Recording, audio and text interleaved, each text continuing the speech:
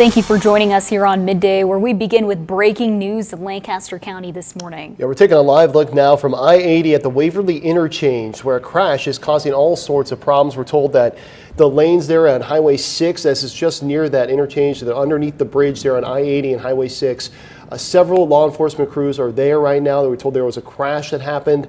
We're still working to get out details on how serious this incident was, but again, lots of crews out there right now. They have closed the lanes there. I believe that's going eastbound on Highway 6 there. You can see the bridge there. A great look at it right now. Underneath the highway, or the I-80 interchange there on Highway 6 near Waverly. That's all the information we have at this point. We do have a reporter on the scene. We're going to have much more on this coming up on our website and then on air later on tonight at 5, 6, and 10 o'clock. So stay with us.